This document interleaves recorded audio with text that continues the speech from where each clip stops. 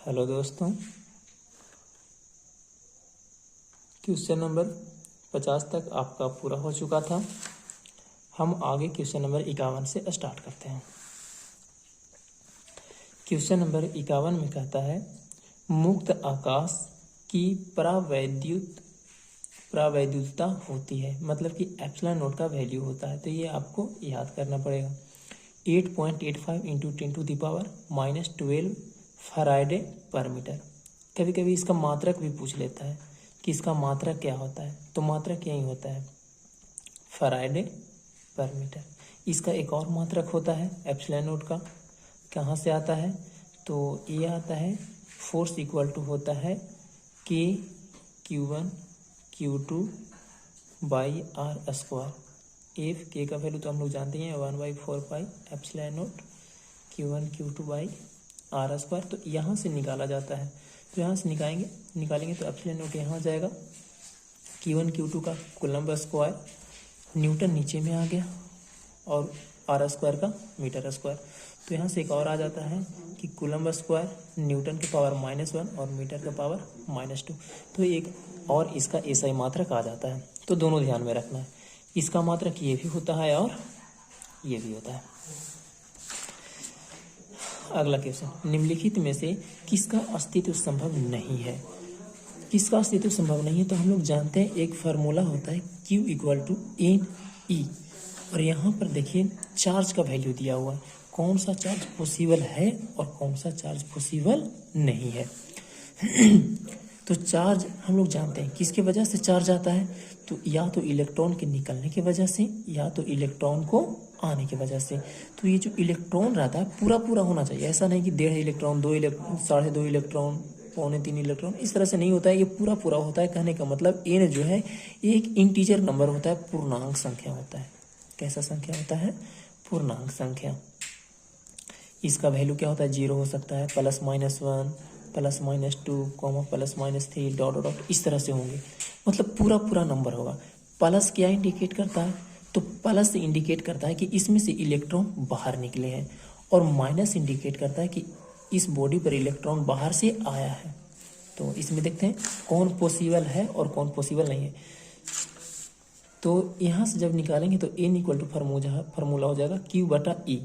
अगर जो n का वैल्यू पूरा आएगा तो हम लोग कहेंगे पॉसिबल है, अगर जो पूरा नहीं आएगा तो हम लोग कहेंगे पॉसिबल नहीं है। E का वैल्यू कितना होता है, तो 1.6 × 10⁻19 कूलम। Q का वैल्यू ऊपर में दिया हुआ है, कितना दिया हुआ है, तो पहला 3.2। तो देखिए दोस्तों, ये 1.6 से पूरा कट जाएगा 3.2। जब 3.2 × 10⁻19 कूलम लिखेंगे और डिवाइड करेंगे 1.6 × 10⁻19 से, तो ये पूरे 2 बार में कट जाता है। जो 2 आया एक इंटीजर नंबर आया, तो हम लोग कहेंगे ये पॉसिबल है। ये भी देखिए 16×4 = 64, 4 बार में कट जाएगा, तो ये भी पॉसिबल हो जाएगा। ये देखिए नहीं कट रहा है 16 से, ये 16 से एक बार में कट जा रहा है, ये नहीं कट रहा है, तो ये पॉसिबल नहीं है। क्वेश्चन नंबर दूसरा, क्वेश्चन नंबर 53, स्थिर वैद्युत आवेशों के बीच लगता बल किस नियम से दिया जाता है। तो सब लोग जानते हैं कूलम्ब के नियम से दिया जाता है, यही होता है फार्मूला ये।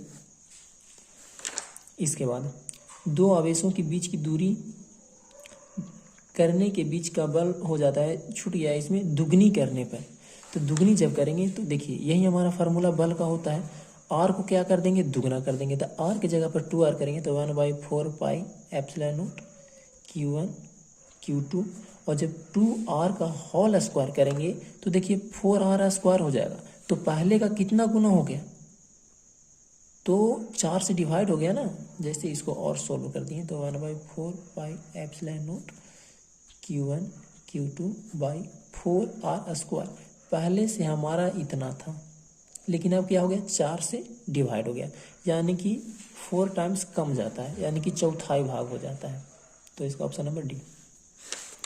विद्युतशीलता कहते किसको है, तो एप्सिलॉन नोट को ही विद्युतशीलता कहते हैं।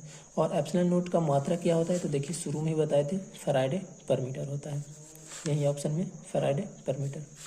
इसके बाद देखिए एसआई पत्ती में एप्सिलॉन नोट का मात्रक होता है, एक और मात्रक दिया हुआ है, और एक और मात्रक देखिए हम निकाल करके बताए थे इसका, ये कूलम स्क्वायर न्यूटन का पावर -1 मीटर का पावर -2, कूलम स्क्वायर न्यूटन का पावर -1 और मीटर का पावर -2। थोड़ा सा मिस्टेक हुआ है, यहाँ पर मीटर का पावर -2 होना चाहिए, ठीक है। इसके बाद किसी चालक पदार्थ में, ये एकदम सही है क्योंकि ये फार्मूला से निकाल करके लाया हुआ है और आप लोग जानते होंगे एसआई मात्रा कैसे निकाला जाता है, तो आप लोग खुद से भी निकाल करके देख सकते हैं। यहाँ पर थोड़ा सा मिस्टेक हुआ है, -2 होना चाहिए। अगला नंबर क्वेश्चन कहता है किसी अचालक पदार्थ के गोले को आवेश देने पर वह वितरित होता है। तो देखिए हम बताए थे आपको पिछले वाला लेक्चर में कि इस तरह से होता है। अगर जो ये चालक है, चालक खोखला रहेगा तो कोई दिक्कत ही नहीं है कि वो सरफेस पर ही होगा। लेकिन अगर जो ठोस है तो ठोस रहेगा, तो इसमें हम लोग चार्ज देते हैं, ठोस चालक रहेगा तो ये क्या हो जाता है, चार्ज बाहर आ जाता है, सरफेस पर आ जाता है। जो भी चार्ज हम लोग अंदर में भी देंगे तो चार्ज कहाँ जाएगा, सरफेस पर। लेकिन अगर जो अचालक रहेगा, कैसा अचालक, तो ठोस अचालक रहेगा, तो इसमें जब हम लोग चार्ज डालते हैं तो अंदर में भी रहता है और बाहर सरफेस पर भी रहता है, दोनों तरफ चार्ज होता है, ऊपर भी और अंदर में भी। तो इसका आंसर हो जाएगा सतह के अलावा अंदर भी। थोड़ा सा मिस्टेक हुआ है, इसका ऑप्शन नंबर बी सही होगा। इसके बाद है विद्युत आवेशों के बीच लगने वाला बल दिया जाता है किस नियम से, तो हम लोग पहले ही जाने, कूलम के नियम से दिया जाता है। राशि 1/4 पाई एप्सिलॉन नॉट, जिसको हम लोग के भी कहते हैं, इसका मान कितना होता है, तो 9 × 10⁻9 न्यूटन मीटर स्क्वायर, कूलम का पावर -2।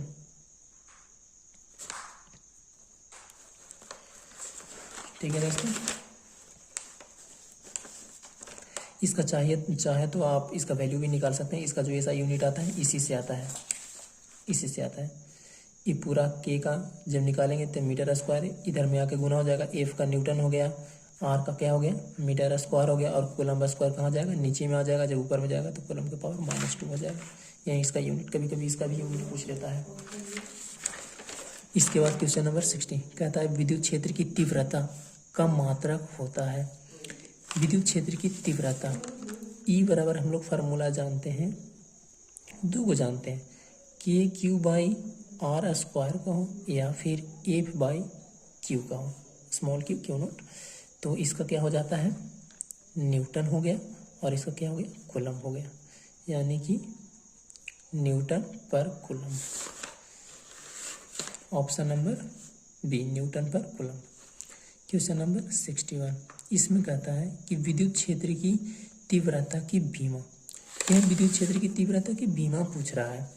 तो भीमा ऊपर में देखिए न्यूटन का क्या होता है, mLt-2, कहाँ से आया, तो इसका होता है kg, यानी कि मास इंटू एक्सीलरेशन, मास का m और एक्सीलरेशन क्या होता है, मीटर पर स्क्वायर सेकेंड, तो वहाँ से आ गया LT-2।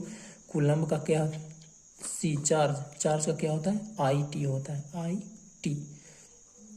I क्या है, विद्युत धारा को एम्पियर में लिखा जाता है। तो mLt, एक नीचे में t है तो ऊपर में जाएगा, तो t का पावर -3, और I को हम लिख देते हैं A और बिग ब्रैकेट बड़ी कॉस्ट।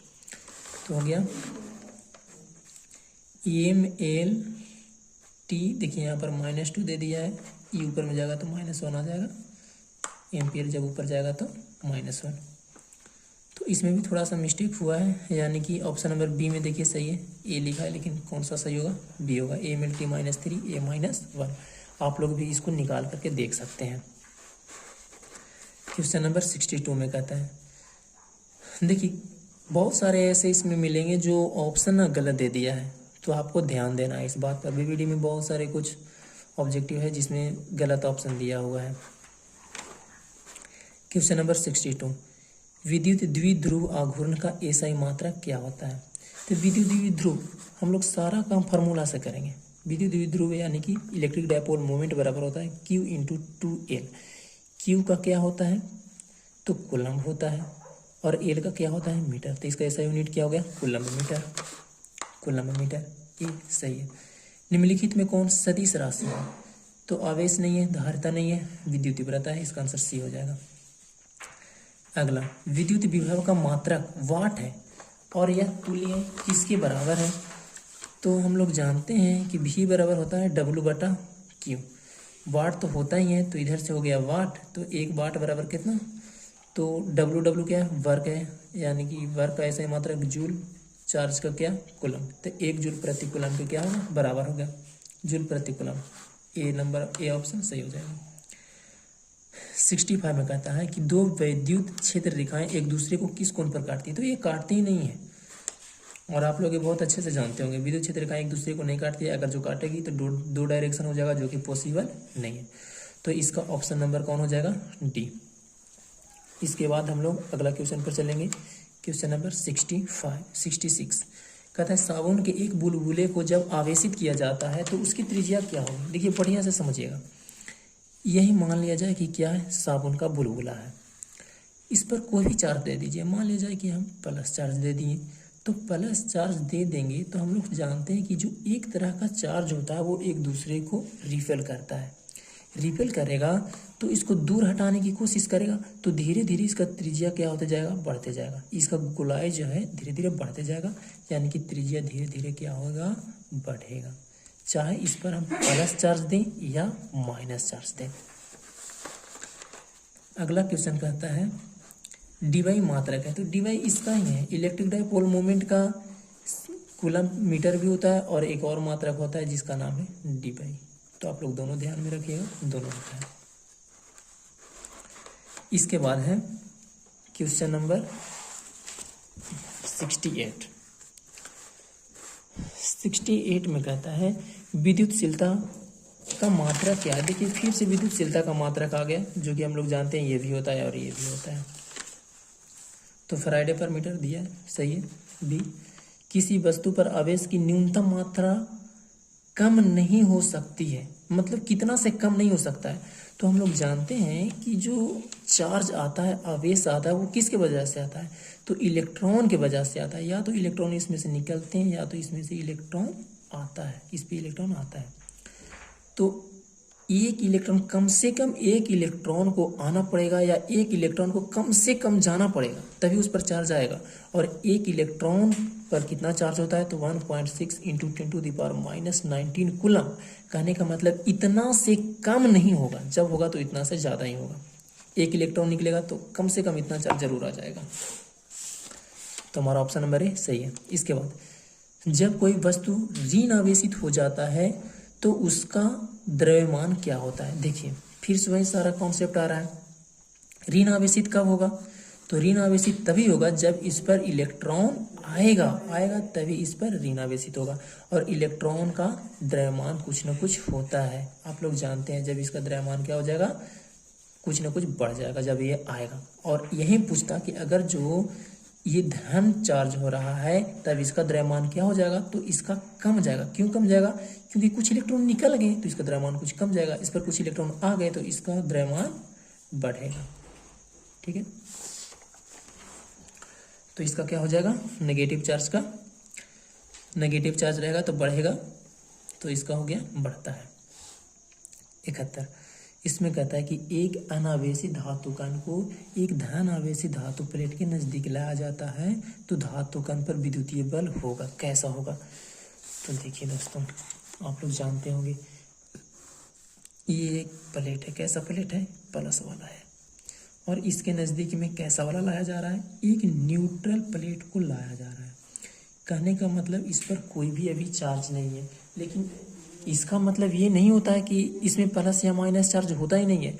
न्यूट्रल कहने का मतलब होता है कि जितना प्लस चार्ज है उतना ही माइनस चार्ज भी है, दोनों की संख्या बराबर है, इसलिए वो न्यूट्रल है। अगर जो एक कमेगा तो एक बढ़ जाएगा। तो होता क्या है कि जब इसको हम लोग इस पॉजिटिव प्लेट के पास लाते हैं तो ये प्लस चार्ज जो है क्या करता है कि इसके प्लस चार्ज को दूर भगाता है, और इसमें जो माइनस चार्ज था उसको क्या करता है? अपनी ओर अट्रैक्ट करता है। और इस घटना में होता क्या है कि प्लस वाला इधर में शिफ्ट हो जाता है और सारा माइनस इधर में शिफ्ट हो जाता है, और इसके बाद इसको क्या करता है? ये अपनी ओर अट्रैक्ट कर लेता है। तो पूछ रहा था धातु कण पर विद्युतीय बल होगा, किसके तरफ होगा, तो प्लेट की तरफ होगा। देखिए किसकी तरफ होगा, प्लेट की तरफ होगा। इसके बाद है क्वेश्चन नंबर 72 में कहता है कि चित्रानुसार ए बी सी पर तीव्रता क्रमशः ई ए ई बी और ई सी हो तो बताना है कि कौन बड़ा, किसका मान ज़्यादा किसका मान कम। तो हम लोग एक बात जानते हैं, क्या बात जानते हैं कि अगर जो इलेक्ट्रिक लाइन ऑफ फोर्स क्या हो, सघन हो, तो उसका तीव्रता अधिक होता है, लेकिन ये दूर दूर पर हो, फैल हो, तो इसका तीव्रता क्या होता है, कम होता है। तो देखिए यहाँ पर जगह क्या है, कम है, यहाँ पर भी कम है, लेकिन बीच में जगह ज़्यादा। तो जगह ज़्यादा तो इलेक्ट्रिक लाइन फैल होगा, लेकिन यहाँ पर क्या होगा, सटा हुआ होगा। और ये दोनों का एरिया लगभग बराबर, तो ए पॉइंट पर और सी पॉइंट पर इलेक्ट्रिक फील्ड का तीव्रता बराबर, लेकिन बी पॉइंट पर कम होगा। तो इसका ऑप्शन नंबर सी करेक्ट हो जाएगा। ई ए और ई सी बराबर, लेकिन ई बी का मान क्या होगा, छोटा होगा। क्वेश्चन नंबर 73 इसमें कहता है कि किसी आवेश से अनंत दूरी पर, अनंत दूरी क्या हो, आर का मान क्या का दिया है, अनंत का दिया है, इनफाइनाइट का दिया है, तो उसके कारण विद्युत क्षेत्र की तीव्रता होगी। हम लोग जानते हैं कि विद्युत क्षेत्र की तीव्रता बराबर होता है के क्यू बाई आर स्क्वायर। जब इसका मान इन्फिनिटी हो जाएगा तो इन्फिनिटी से डिवाइड देने पर क्या बना देगा, शून्य बना देगा। इसका आंसर बी हो गया। इसके बाद क्वेश्चन नंबर 74 किसी आवेशित गोलीय खोखले चालक के भीतर विद्युत तीव्रता होती है। तो कहता है आवेशित गोलीय खोखला, जब ये खोखला रहेगा तो हम पहले ही बताए थे इसके अंदर में कोई भी चार्ज नहीं होता है। तो Q का मान अंदर में क्या, 0। तो जब Q का मान ही 0 हो गया तो इलेक्ट्रिक फील्ड का मान क्या होता है, के क्यू बाई आर स्क्वायर। जब ये 0 तो पूरा को 0 बना देगा, तो इसका ऑप्शन हो गया शून्य। इसके बाद अगला, किसी अनावेशित वस्तु पर 1 कूलम आवेश होने के लिए उसमें से निकाले गए इलेक्ट्रॉनों की संख्या। तो Q का मान दे दिया है कितना, 1 कूलम होने के लिए कितना इलेक्ट्रॉन निकालना पड़ेगा, यानी कि n बराबर पूछ रहा है। E का मान हम लोग जानते हैं 1.6 इंटू 10⁻⁻19 कूलम। Q बराबर फार्मूला होता है Ne, यहाँ से n बराबर Q बाई ई। Q का वैल्यू कितना, तो 1 कूलम। E का वैल्यू कितना, 1.6 इंटू 10⁻⁻19 कूलम। तो यहाँ से आ गया, जब इसको ऊपर ले जाएंगे तो हम 10 × 10⁻18 कर देते हैं, और यहाँ से 16। पॉइंट को हटाने के लिए एक और 0 देना पड़ेगा। जब इसको काटेंगे तो 4, इसको काटेंगे तो 25, 4 से और काट दो तो 4 छक 24.25 × 10⁻, कितना, 18। इतना आएगा, इतना इलेक्ट्रॉन निकलना पड़ेगा। इलेक्ट्रॉनों की संख्या कितना गया, 6.25 इंटू 10⁻18। तो ये डायरेक्ट पूछ देता है, तो आपको ये लगभग याद ही कर लेना है। ऐसे कॉन्सेप्ट यही होता है निकालने का। अगला क्वेश्चन देखते हैं। कहते हैं विद्युत क्षेत्र में प्रवेश करने वाले एक इलेक्ट्रॉन का प्रारंभिक वेग विद्युत क्षेत्र से भिन्न दिशा में है, तो विद्युत क्षेत्र पर इलेक्ट्रॉन का पथ क्या होगा। तो भाई सोचो, ये तो था इलेक्ट्रिक लाइन ऑफ फोर्स और इससे भिन्न दिशा में था, तो ये क्या करेगा, अपनी ओर अट्रैक्ट करेगा, तो धीरे धीरे क्या हो जाएगा, मुड़ जाएगा, यानी कि परवलय के आकार के हो जाएगा। बी ऑप्शन सही है। अगला, एक पृथक्कृत चालक गोले को कुछ धन आवेश दिया जाता है, तो इसका द्रव्यमान क्या होगा। फिर से यही वाला कॉन्सेप्ट, धन आवेश दिया जा रहा है, तो धन आवेश दिया जाने का मतलब इलेक्ट्रॉन क्या होगा, बाहर निकलेगा, तो द्रव्यमान कम जाएगा। अगला देखते हैं, दो चालक के बीच आवेश के वितरण से होने वाली ऊर्जा का हानि किस पर निर्भर करता है। तो ऊर्जा के हानि U बराबर फार्मूला होता है V² × T। तो विभवांतर के वर्ग पर 79। इसमें कहता है कि R1 व R2 त्रिज्या के दो, नहीं दिख रहा, R1 व R2 त्रिज्या के दो चालक गोलों के पृष्ठों पर आवेशों के पृष्ठ घनत्व बराबर है, तो पृष्ठ पर विद्युत क्षेत्र की तीव्रता क्या होगा। देखो दोस्तों, आवेशों के पृष्ठ घनत्व बराबर, पृष्ठ घनत्व को हम लोग सिग्मा मान लिए, और ये दोनों पर बराबर है, पहला गोला पर भी और दूसरा गोला पर भी। और हम लोग जानते हैं कि गोला का इलेक्ट्रिक फील्ड कितना होता है, तो ये होता है sigma capital R square by epsilon naught small R square. Capital R क्या है, तो इसका त्रिज्या होता है, और स्मॉल आर क्या होता है, तो यहाँ से इस पॉइंट की दूरी होता है। और ये कहा है कि सतह पर कहने का मतलब कैपिटल आर और स्मॉल आर क्या होना पड़ेगा, बराबर होना पड़ेगा। जब कैपिटल आर और स्मॉल आर बराबर होगा तो ये कट जाएगा। तो अब ध्यान से देखिए, क्या ये त्रिज्या पर डिपेंड कर रहा है, तो नहीं कर रहा है। यहाँ से जब हम लोग E1 बाई E2 करेंगे तो कितना आ जाएगा, सिग्मा बाई एप्सिलॉन नॉट, और इसका भी सिग्मा बाई एप्सिलॉन नॉट। क्यों, क्योंकि त्रिज्या पर तो डिपेंड कर ही नहीं रहा, पूरा का पूरा कट जाएगा 1:1। Option number D is correct. इसके बाद हम लोग देखेंगे एक कूलम्ब वह आवेश है जो शून्य में 1 मीटर की दूरी पर स्थित समान आवेश पर बल लगाता है। तो कितना बल लगाएगा, सारा कुछ तो दे दिया। Q1 बराबर 1 और Q2 बराबर भी 1 कूलम्ब, क्योंकि क्या दिया है, सेम चार्ज है। डिस्टेंस कितना दिया है, R1 दिया है। तो F बराबर फार्मूला, यही फार्मूला होता है, पुट कर देंगे। तो K का वैल्यू कितना होता है, तो 9 × 10⁹ Q1 का वैल्यू 1, Q2 का भी वैल्यू 1, और बाई आर स्क्वायर, इसका भी वैल्यू कितना 1 का स्क्वायर करेंगे तो 1, यानी कि 9 × 10⁻⁹ कितना 9 न्यूटन। यही आंसर हो जाएगा। आगे option number C. Question number 81 में कहता है समरूप विद्युत क्षेत्र की तीव्रता E हो तो उसमें रखे गए Q आवेश पर लगा बल होगा। F बराबर पूछ रहा है कितना होगा। तो ऐसे तो हम लोग फार्मूला जानते हैं कि Q1 Q2 by R square, लेकिन इलेक्ट्रिक फील्ड में रखा हुआ है। इलेक्ट्रिक फील्ड इक्वल टू जानते हैं हम लोग कि Q बाई आर स्क्वायर। तो अब ध्यान से देखेंगे तो यहाँ से इलेक्ट्रिक फील्ड बराबर हो जाता है F बाई Q, जब आप डिवाइड दे करके देखिएगा तो यहाँ से F बराबर क्या आ जाएगा, Q इंटू E। ये आपका डायरेक्ट फार्मूला भी है, तो ऑप्शन नंबर ए इसका सही है। इसके बाद हम लोग देखेंगे क्वेश्चन नंबर 82। अब डायरेक्ट ये फार्मूला भी याद कर सकते हैं, और नहीं तो आप देख सकते हैं डिवाइड दीजिएगा तो पूरा का पूरा इस तरह से आ जाएगा। क्वेश्चन नंबर 82 में कहता है कि यदि किसी अल्प क्षेत्र डीए पर विद्युतीय बल की तीव्रता ई है, ई अभिलंब हो, तब उस क्षेत्र की विद्युत फ्लक्स क्या होगा। ध्यान से देखिए, अल्प क्षेत्र में एक छोटा सा क्षेत्र है, छोटा सा, इसका क्षेत्र कितना दे दिया है, डीए दे दिया, और बता दिया है कि इस पर विद्युतीय तीव्रता ई जो है इस पर क्या है, तो अभिलंब है। और हम लोग जानते हैं कि एरिया वेक्टर भी जो होता है इस पर क्या होता है, अभिलंब होता है। तो दोनों के बीच में कितना डिग्री का कोण बन जाएगा, तो थीटा इक्वल टू बन गया, ये भी अभिलंब है और ये भी क्या है, अभिलंब है। दोनों इस पर क्या है, 90 डिग्री। देखिए इलेक्ट्रिक फील्ड तो अभिलंब का ही दिया है, और एरिया वेक्टर हमेशा इस पर क्या होता है, लंब ही होता है। तो दोनों के बीच में 0 डिग्री का एंगल बन रहा है। तो हम लोग फार्मूला जानते हैं, इलेक्ट्रिक फ्लक्स इक्वल टू क्या जानते हैं, E D A cos theta. Theta का वैल्यू कितना, 0 डिग्री, तो हो जाएगा E into D A. Option number कौन सा हो जाएगा, ए। गलत लिखा हुआ है, ए सही है इसका। इसके बाद क्वेश्चन नंबर 83 डायरेक्ट क्वेश्चन दे दिया, डायरेक्ट फार्मूला दे दिया है। Q से R दूरी पर विद्युत क्षेत्र की तीव्रता का परिमाण होता है, विद्युत तीव्रता का, यानी कि हम लोग यही E इक्वल टू क्या, तो F बाई क्यू या फिर के क्यू बाई आर स्क्वायर। के का वैल्यू कितना होता है, 1/4 pi epsilon naught into Q upon R square.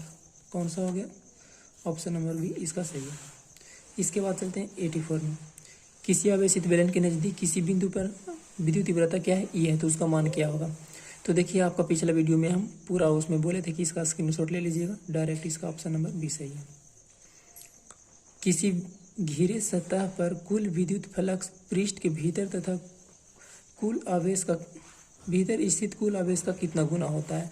तो हम लोग जानते हैं कि अगर जो किसी का भी विद्युत फ्लक्स निकालना है और अंदर में चार्ज क्यू है, तो फार्मूला होता है flux total equal to 1/ε0 into Q in, अंदर में जितना चार्ज रहता है उसका कितना गुना, 1/ε0 गुना, इसी को हम लोग कहते हैं गॉस लॉ। तो इसका हो गया कितना गुना, तो 1/ε0 गुना। Question number, option number A सही है। इसके बाद है 86 में कहता है कि एक्स अक्ष पर इतना, देखिए क्वेश्चन में थोड़ा सा हमको डाउट है इसलिए इसको देख के छोड़ दिए। इसके बाद 87, एक विद्युत द्विध्रुव एक पृष्ठ से घिरा हुआ है, पृष्ठ पर कुल फ्लक्स होगा, द्विध्रुव है जो पूरा घिरा हुआ है। तो आप ध्यान दीजिए, द्विध्रुव पर जितना प्लस क्यू चार्ज होता है उतना ही माइनस क्यू होता है, और एक सतह द्वारा ये घिरा हुआ है। तो इसके अंदर टोटल चार्ज कितना होता है, हम लोग जानते हैं फ्लक्स इक्वल टू क्या होता है, 1/ε0 इंटू क्यू इन, टोटल चार्ज से गुना रहता है अंदर वाला चार्ज से। अंदर में कितना चार्ज, तो प्लस चार्ज माइनस चार्ज, तो टोटल कितना चार्ज, 0। तो कितना फ्लक्स हो जाएगा, फ्लक्स भी हमारा 0 हो जाएगा। ऑप्शन नंबर डी सही है। इसके बाद एक विद्युत क्षेत्र में एक द्विध्रुव का आघूर्ण P equal to P I है, इस पर लगता बल आघूर्ण किधर है, आघूर्ण किस ओर होगा, तो जेड अक्ष की ओर होगा। ठीक है। इसके बाद हम लोग 89 क्वेश्चन नंबर में देखते हैं। इसमें कहता है एक पिंड पर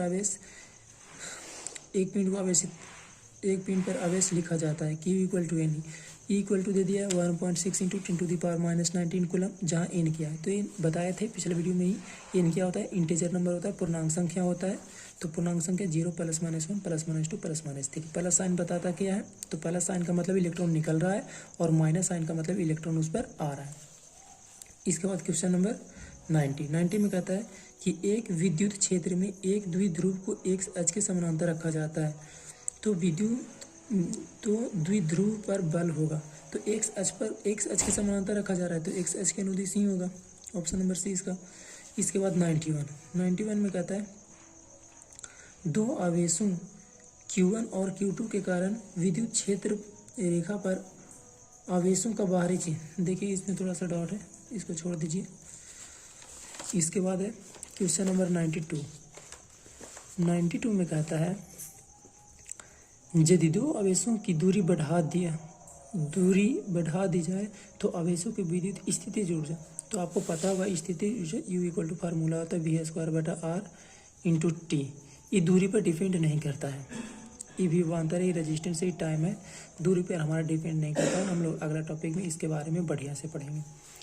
इसके बाद है 93 नंबर क्वेश्चन नंबर में कहता है कि 10 मीटर स्क्वायर क्षेत्रफल के एक आयताकार फ्रेम को 20 वोल्ट प्रति मीटर के विद्युत क्षेत्र में इस प्रकार रखा गया है कि फ्रेम का तल विद्युत क्षेत्र की दिशा से कितना डिग्री, 30 डिग्री का कोण बनाता है। तो फ्रेम से गुजरने वाली विद्युत फ्लक्स क्या होगा, फ्लक्स पूछ रहा है। तो फ्लक्स इक्वल टू फार्मूला होता है EA cos थीटा। ए दे दिया है कितना, एरिया दे दिया है 10 मीटर स्क्वायर, ई कितना दे दिया है, तो दे दिया है 20 वोल्ट प्रति मीटर। थीटा कितना दे दिया है, तो थीटा दे दिया है 30 डिग्री। ठीक है। तो फार्मूला फाई इक्वल टू होता है EA cos थीटा। तो ई का वैल्यू कितना, EA cos थीटा, तो ई का वैल्यू हो गया 20 वोल्ट प्रति मीटर गुने ए कितना हो गया 10 मीटर स्क्वायर और गुने कितना डिग्री, 30 डिग्री। तो cos 30 डिग्री में हम डायरेक्ट पुट कर देते हैं, कितना होता है, तो होता है √3/2, ये होता है। 2 × 10 हो गया, 20 × 100 √3, 1 मीटर कट जाएगा, 1 मीटर बढ़ जाएगा, यानी कि वोल्ट मीटर रह गया 100 √3। ऑप्शन नंबर डी करेक्ट है। इसका ऑप्शन नंबर ए दिया पर गलत है, आप भी सोल्व कर लीजिएगा, डी आएगा। इसके बाद हम लोग क्वेश्चन नंबर 94 में चलते हैं। 94 में कहता है, देखिए डायरेक्ट फार्मूला पूछ दिया है फाई इक्वल टू, तो फाई इक्वल टू हम लोग फार्मूला जानते हैं क्या, E.A। जब पूरा सॉल्व करते हैं तो हो जाता है EA cos थीटा। तो E.A वेक्टर क्वांटिटी है दोनों, ऑप्शन नंबर बी करेक्ट है। इसके बाद 95, इसमें कहता है कि एक बिंदु आवेश Q को एक बिंदु आवेश कैपिटल Q के चारों तरफ वृत्ताकार पथ पर घुमाया जा रहा है, तो इसका वर्क डन पूछ रहा है। तो हम लोग जानते हैं कि डिस्प्लेसमेंट यहाँ से यहाँ तक घूम करके आएगा, अंदर में क्यू है, इसके चारों ओर घूमेगा ऐसे ऐसे गोल गोल, तो इसका डिस्प्लेसमेंट टोटल कितना हो जाएगा, शून्य हो जाएगा। विस्थापन शून्य हो जाएगा तो वर्क डन भी क्या हो जाएगा, शून्य हो जाएगा, क्योंकि हम लोग जानते हैं W बराबर होता है F S cos theta. S ही जीरो हो गया तो पूरा को जीरो बना देगा। इसके बाद कार्य पूछ रहा था, कार्य यानी कि वर्क डन। इसके बाद 96 में कहता है आर त्रिज्या और एल लंबाई का एक बेलन ई तीव्रता के समरूप विद्युत क्षेत्र में इस प्रकार रखा है कि बेलन की अक्ष विद्युत क्षेत्र के क्या है, समानांतर है। तो बेलन के पृष्ठ से कुछ कुल फ्लक्स कितना होगा। तो देखिए एक बेलन है, ये बेलन है, बेलन को किस तरह से रखा गया है, तो बेलन को एक्स अक्ष के अनुदिश से रखा गया है, ये एक्स अक्ष, ये वाई अक्ष। तो इलेक्ट्रिक फील्ड कैसे, इस तरह से हमारा इलेक्ट्रिक फील्ड है, पूरा इसे इससे पार कर रहा है। इसका त्रिज्या कितना है, तो कैपिटल आर है। इसका लंबाई यहाँ से यहाँ तक कितना है, कैपिटल एल है। तो पूछता है इसे टोटल फ्लक्स कितना पास करेगा। तो देखिए हम लोग जानते हैं इसमें टोटल कितनी सतह है, तो एक सतह यहाँ पर वृत्ताकार बन रहा है, एक सतह यहाँ पर बन रहा है, इसको नंबरिंग कर देते हैं। और एक सतह होता है वक्र surface area, curve surface area यानी कि वक्र सतह, ये वाला, इसको हम लोग तीसरा सतह मान लेते हैं। तो अगर जो टोटल फ्लक्स निकालेंगे हम लोग तो कितना हो जाएगा, पहला सतह पर का देखेंगे, दूसरा सतह पर का देखेंगे और तीसरा सतह पर का देखेंगे। तीनों पर का हम लोग देखते हैं क्या, फ्लक्स, और फिर तीनों को क्या कर देंगे, ऐड कर देंगे। तो हम लोग जानते हैं इस पर का जो हमारा एरिया वेक्टर होगा ये क्या होगा, परपेंडिकुलर होगा। इस पर क्या होगा, तो इस तरफ के ऊपर परपेंडिकुलर होगा। इस पर कहाँ होगा, तो इस तरफ के परपेंडिकुलर होगा। तो देखिए एंगल देख लीजिए, इलेक्ट्रिक फील्ड का एंगल, इलेक्ट्रिक फील्ड तो इस तरफ जा रहा है, यहाँ पर पहला सतह पर इलेक्ट्रिक फील्ड कहाँ जाएगा, अंदर की ओर। एरिया वेक्टर कहाँ, बाहर की ओर। दोनों के बीच में कितना डिग्री का एंगल, 180 डिग्री का एंगल, यानी फाई 1 का वैल्यू हो जाएगा ए कॉस कितना, 180, A1 की बात कर लेते हैं, प्लस फाई 2 तो हो जाएगा A2, यहाँ पर दूसरा सतह ले लिए, और कॉस कितना, तो इलेक्ट्रिक फील्ड की भी डायरेक्शन इधर, और लंबवत एरिया वेक्टर भी इधर ही है। जो एरिया वेक्टर है ये भी लंबवत रहता है, ये भी इधर ही। तो दोनों के बीच का एंगल कितना डिग्री, 0 डिग्री। और तीसरा सतह तो 0 हो जाएगा, क्यों, क्योंकि इलेक्ट्रिक फील्ड का डायरेक्शन इधर और इसका डायरेक्शन इधर, दोनों के बीच का एंगल कितना, 90 डिग्री। और कॉस 90 डिग्री में क्या होता है, शून्य होता है। तो हम पूरा क्या मान लिए, इसको 0 मान लिए, यानी कि 0 ऐड करेंगे तो कोई फर्क नहीं पड़ेगा। इसके बाद हम लोग क्या करते हैं,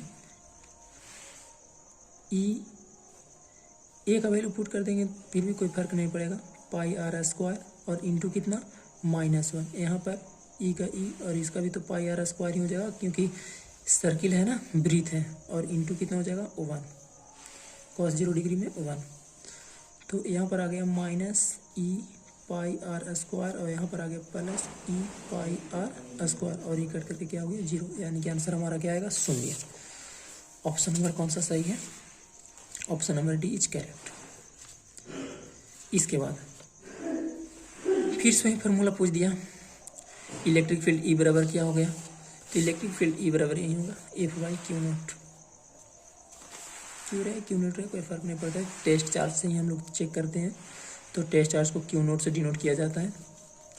इसके बाद 98 में कहता है कि एक विद्युत द्विध्रुव को विद्युत क्षेत्र में रखा जाता है जो y अक्ष पर दिष्ट है, x अक्ष की ओर जाने पर बदलता नहीं है, y और z की ओर नहीं गलत पढ़ेंगे, x अक्ष की ओर जाने पर बदलता है, पर y एवं z अक्ष की ओर अचर रहता है। मतलब x अक्ष पर जाएंगे तो बदलेगा, लेकिन y और z पर जाएंगे तो वो बदलेगा नहीं। इसके बाद कहता है कि यदि द्विध्रुव x अक्ष पर स्थित हो तो कुल बल किधर होगा, तो x अक्ष की ओर ही होगा, क्योंकि x अक्ष पर तो बदल रहा है, y और z पर तो बदल रहा है ही नहीं। तो इसका ऑप्शन नंबर है ठीक है। इसके बाद एक प्रोटॉन एवं इलेक्ट्रॉन को समान विद्युत क्षेत्र में रखा जाता है तो उन पर लगा विद्युत बल बराबर होंगे। देखिए बराबर तो होगा लेकिन डायरेक्शन अपोजिट हो जाएगा, डायरेक्शन अपोजिट हो जाएगा तो उसको हम लोग बराबर नहीं कहेंगे। क्यों?